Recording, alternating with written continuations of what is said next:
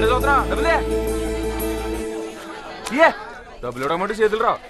ఇగోండి అమ్మాయి గారు అంటిపల్లి సుబ్బారావు గారు. ఎరా తాతరావా నీ సంగతి ఏంటి? వచ్చే నెల కల్పించేస్తానమ్మా. ఏంటో నువ్వు చెప్పేది? రాయుడు గారు అంత పెద్ద మహల్ వదిలేసి ఈ ఇంట్లో ఎందుకుంటున్నారా? అది డబ్బుల కోసమే కదా. తీసే మిషన్ కిషన్ తీసి మొత్తం ఖాళీ చేసాను. నువ్వు ఉండహే, మీరు నాన్నగారిని పిలవండమ్మా, నేను చెప్పుకుంటాను. ఏ నెల కానీ అద్దె డబ్బులు సరిగ్గా కట్టకపోతే పెద్ద మగోడు వచ్చాడు, మిషన్ తీసుకెళ్ళి గోదాట్లో పెడతాడంట. ఏంటి ఏమైంది? అయ్యా అద్దె మొత్తం వచ్చే నెల ఇచ్చేతానయ్యా. ప్రతి నెల ఇదే బాగుతుంది గారు. నేనే కండిషన్ పెట్టలేదు కదా, మీ తాహతకు తగ్గట్టుగానే ఇమ్మన్నాను. నోరు తెరిచి అడిగారు, ఉంచండి అయ్యా, తీసుకోండి అయ్యా. మరి పిల్ల స్కూల్ ఫీజు? ఇది పెద్ద కలెక్టర్ అయిపోద్ది, నువ్వు బాగా కారులో తిరుగుదు గాని. తప్పయ్యా, పిల్లలకు ఆస్తులు ఇవ్వకపోయినా పర్వాలేదు, చదువు ముఖ్యం. ముందెళ్ళి స్కూల్ ఫీజు కట్టు. సాక్షాత్తు నాన్నగారు నరసింహనాయుడు గారి దానగుణం అలాగే దిగిపోయిందయ్యా. మంచిది, ఉంటానయ్యా. ఈ నెల అంటే ఎలా గడిపేసావు, మరి వచ్చి నెల ఏం చేస్తావు? నీకు యూనిఫారం కుట్టించి నేను కొత్తగా స్కూల్లో చేర్పించానని చెప్తాను. చాలే సంబడం. ఏమ్మా అయిందా? అయిపోయింది అన్న, ఇంకా 10 మంది ఇవ్వాలి. 10 మందా? ఎప్పుడు 5గురే కదా ఇవ్వండి. ఆ 5గురిని చూసి ఇంకొక 5గురు తయారయ్యారండి. వీళ్ళని ఎలా వదిలేమనుకోండి మనమే తిరగాలి, అద్దె డబ్బులు ఎదురు కట్టవలసి వస్తుంది. వీళ్ళని ఎలా కాదండి. రే లవుడు, రే రే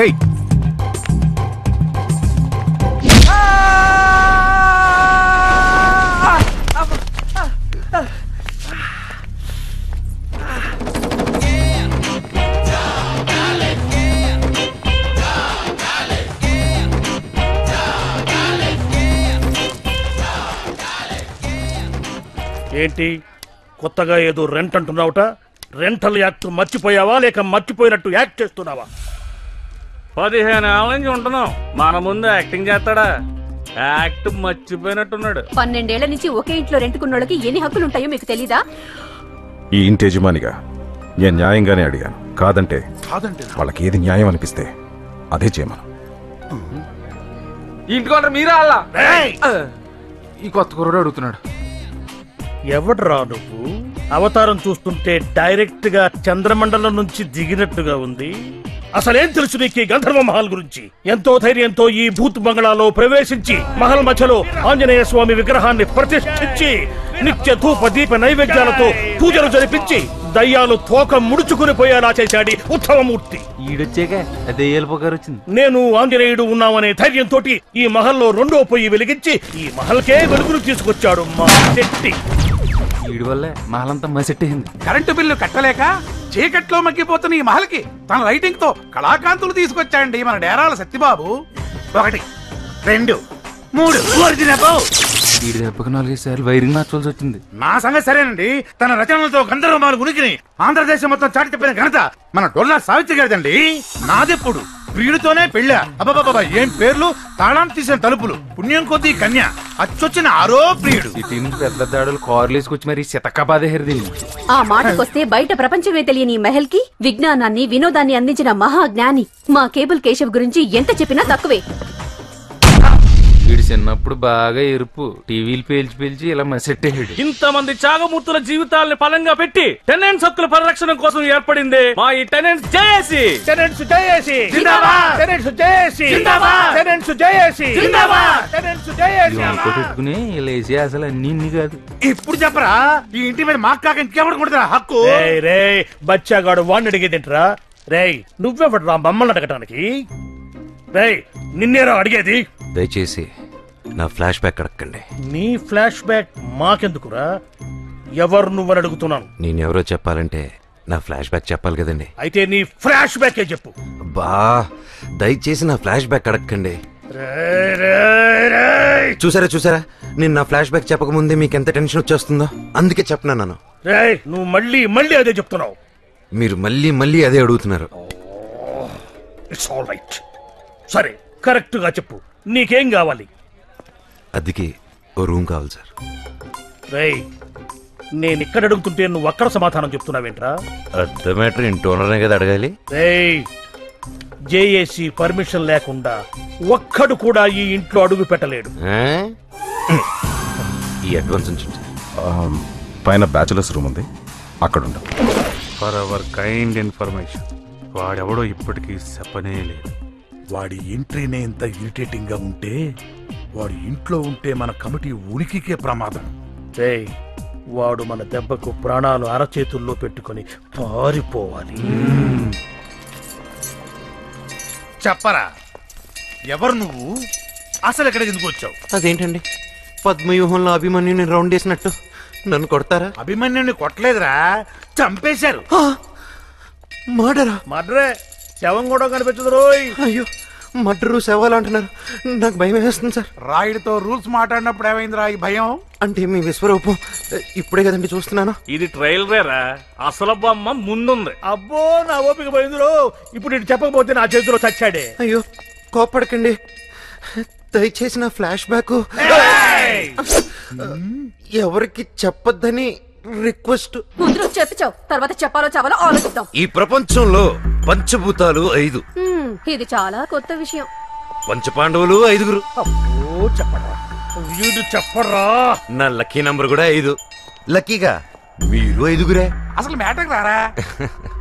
చాలా తొందరపడుతున్నట్టున్నావు. నీ నంబర్ 1. వన్నా ఎవడే నెంబర్ 1? ఎవడు నెంబర్ 1? అయినా నాకు నెంబర్ 1 ఇస్తే నీకేం చెప్పి ఇవ్వడానికి వాడెవడు, తీసుకోవడానికి నువ్వెవడయ్యా? మూర్తి గారు, మీరే నంబర్ 1, ఈ నంబర్ 2, ఈ నంబర్ 3, ఈ నంబర్ 4, నేను నంబర్ 5. నువ్వు చెప్పవా? Lucky fellow. Thank you. ఎవరి నంబర్లు వారు బాగా గుర్తుపెట్టుకోండి. ఇప్పుడు మనం ఫ్లాష్ బ్యాక్ లోకి వెళ్తున్నాం.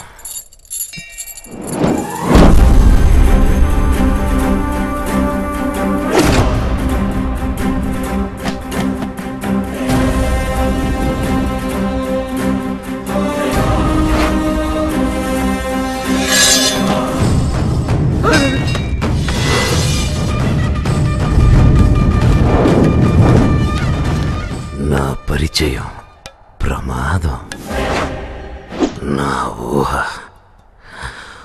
ఉన్మాదం, నా కోరిక క్రూరం, నేనంటేనే మరణం, మరణం, మరణం.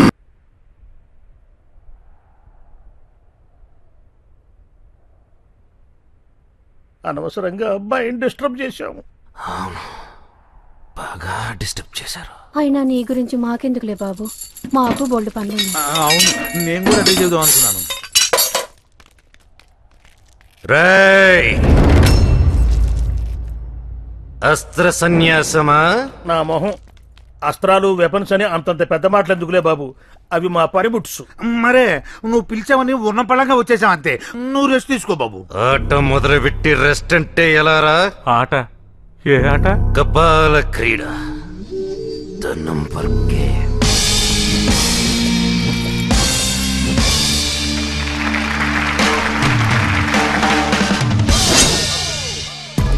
ఈ గేమ్ రూల్స్ ఏంటంటే, నా పవిత్రమైన ఫ్లాష్ బ్యాక్ మీ 5 తప్ప 6వ వాడికి తెలియకూడదు. తెలిస్తే 1వ వాడు 0లోకి వస్తాడు. అంటే మూర్తి గారు ఆటలోంచి అవుట్ అయిపోతారా? ఆట నుంచి మాత్రమే కాదు, మరి ఈ లోకం నుంచి కూడా పోతాడు. ఆ తర్వాత ఆటోమేటిక్ గా 5 4 అవుతుంది, 4 3 అవుతుంది, 3 2 అవుతుంది, 2 1 అవుతుంది. కొత్తగా తెలుసుకున్నాడు ఆటలో జాయిన్ అవుతాడు. Any doubts? చాలా. ఇంత జరిగితే పేపర్లోనే టీవీలో రాకుండా ఉంటుందేంటి? ఎలా వస్తుంది? తెలుసుకునే వాళ్ళని నేనే నరికేస్తే. నీకింకా డౌట్ ఉందనుకో, కిందకెళ్ళి ఎవరికైనా చెప్పి పైకి రా. నువ్వు పైకొచ్చే లోపల ఈ మూర్తిగాడు మెడ మీద తలుంటే నన్ను అడుగు. నువ్వు ఉండరా దరిద్రుడా బాబు, వాడి మాటలు నువ్వే పట్టించుకోవద్దు. ఈ విషయం మానవరే ఉంచుకుంటావు. Now everybody relax. ఇప్పుడు జరిగిన ఈ ఫ్లాష్ బ్యాక్ కి పాత్రలు, సన్నివేశాలు కేవలం మన కల్పితం.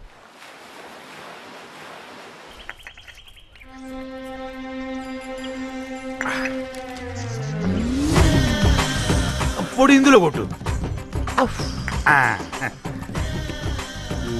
మెల్లో బిల్లేసుకొని మరీ ఒళ్ళొంచెత్తున్నారు. ఏంటి వింత? నీ పెడాకుడు, నీ పన్ను చూసుకోరా దరిద్రుడా. ప్రతి వాడు దూరేయడమే. ఉత్సవా, నేను నీ పిల్లనే ఉన్నాను బాబు. ఈ నెంబర్ చూసి ప్రతివాడు వెధవారాలు తీసేవాడే. సేఫ్టీ కోసం ఈ నెంబర్ లోపల వేసుకోమంటావు బాబు? ఈ ఆఫర్ ఎలా ఉందో చూడు. అసలు తలయేయలేదనుకో, మెడల్ వేసుకో అక్కర్లేదు కదా. ఒక్కసారి ఆలోచించు. నీకెందులో మేము ఎలా చేస్తే కుమ్మారెడ్డి చూడు. డేరాలు అది కాదు బాబు, వీడు చేసే ఒక్కదానికి ముక్కు మొహం సక్రమంగా ఉండదు. పెద్ద శిల్పిలాగా పోతూ వీడును పంపించిన ప్రతి బొమ్మ వెనక్కి వచ్చేది. అదిగో ఇంకో బొమ్మ వచ్చేస్తుంది.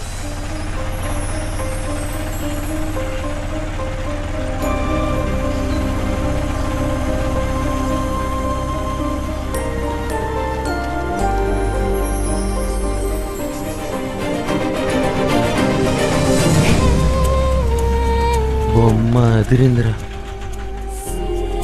ఏంటి సినిమా గారు మీరు ఆటోలో వచ్చారు? ఫోన్ చెప్తే స్టేషన్ కాలేజ్కి వచ్చింది కదా, దిగుదురుగానే ఉండండి, స్టూలెట్కి వస్తాను.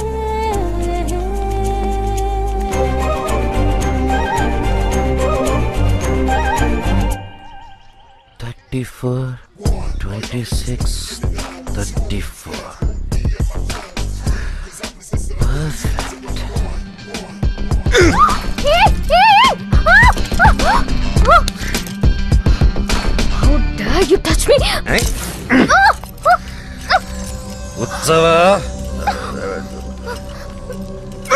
నువ్వు అమ్మ కొట్టేసాడు. బొమ్మని చెప్పావురా? సారీ అమ్మా, నాదే తప్పు. బాబును వదిలేయండి.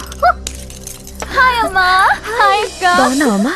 బాగున్నానమ్మా. ఎగ్జామ్స్ బారాసావా? బారేసా. రా.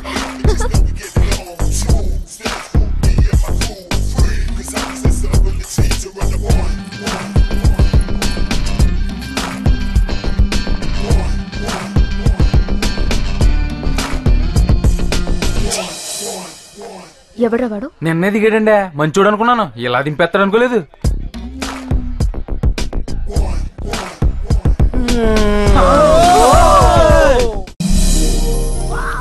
చాలా బాగున్నాడక్క. సూపర్. సంబంధం మంచిదేనమ్మా. అయితేనే ఇంత ఇల్లు పెట్టుకుని చాటుగా గుళ్ళకెళ్ళి పెళ్లి చూపులు చూసి రావాల్సి వచ్చింది. గుళ్ళోనా? అంతా మన తలరాత. అద్దె డబ్బులు ఇవ్వకపోగా వచ్చిన సంబంధాలన్నీ చెడగొట్టేస్తున్నారు. ఇక భగవంతుడే సంబంధం కట్టిపించేలా చూడాలి.